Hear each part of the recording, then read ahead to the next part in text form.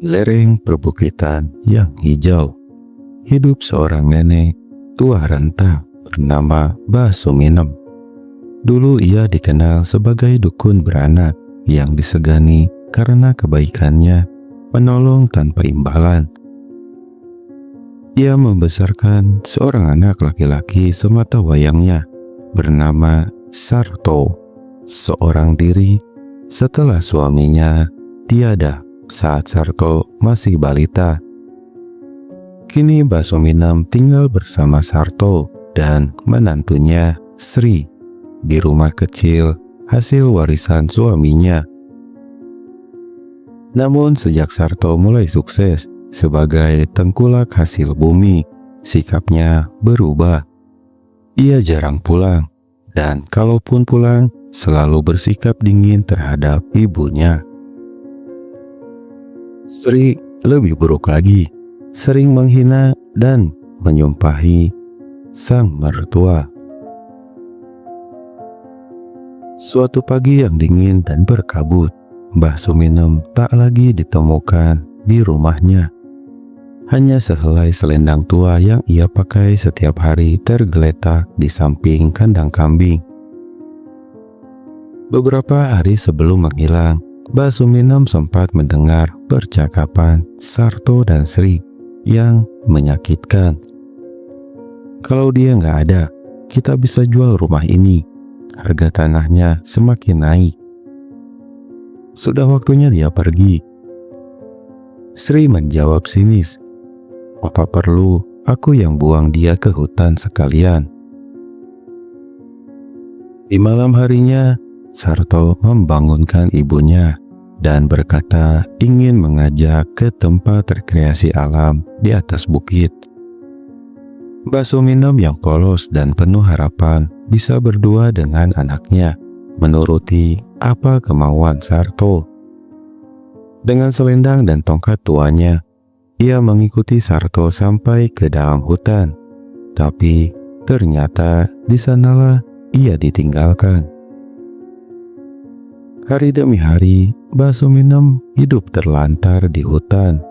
Tubuhnya kurus dan luka-luka karena dingin dan gigitan serangga. Ia bertahan hidup dengan memakan daun dan umbi-umbian, kadang menangis sambil memeluk tanah. Di sisi lain, warga desa mulai bergunjing. Salah satu pemuda desa bernama Bagas, yang dulu pernah ditolong lahir oleh Mbah Suminem. Ia merasa curiga atas hilangnya sang nenek. Ia mulai mencari jejak di mana nenek itu berada. Diam-diam menyelidiki dan menemukan tanda-tanda keberadaan Mbah Suminem di tengah hutan. Di tengah penderitaannya, Mbah Suminem selalu berdoa, "Gusti, kulo pasrah, niki dalan kulo, mugi anak kulo eling." Singkat cerita, Bagas akhirnya menemukan Mbah Suminem dalam keadaan lemas di bawah pohon besar. Ia langsung membawanya pulang dan membuat heboh seluruh warga desa. Video penyelamatan itu viral di media sosial setelah direkam oleh temannya. Sarto dan Sri panik. Warga mulai mengucilkan mereka.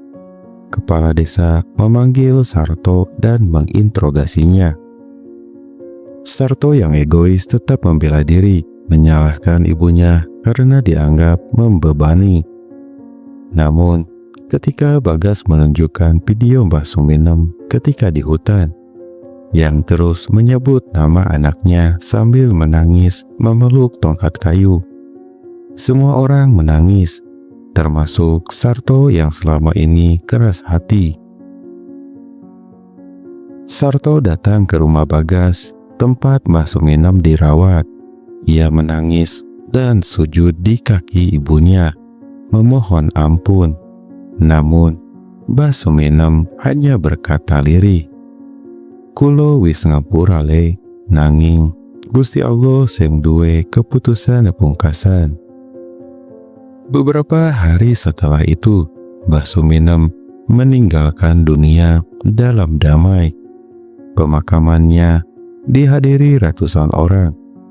Banyak yang merasa bersalah karena tak tahu penderitaannya. Sarto pun menangis di pusarannya tiap malam. Cerita ini menjadi pelajaran bahwa kemuliaan seorang ibu tidak bisa dibayar oleh apapun, dan bahwa durhaka kepada orang tua adalah dosa yang tak hanya dibalas di akhirat, tapi juga di dunia. Warga desa membuat batu peringatan kecil di tempat Mbah Suminem ditemukan sebagai simbol kasih ibu yang tak pernah padam meski dikhianati. Sarto yang kini hidup menyepi dan menjual seluruh hartanya untuk bersedekah, masih mengunjungi makam ibunya setiap hari sambil membaca Al-Quran. Seorang ibu bisa membesarkan 10 anak, tapi 10 anak belum tentu bisa merawat satu ibu.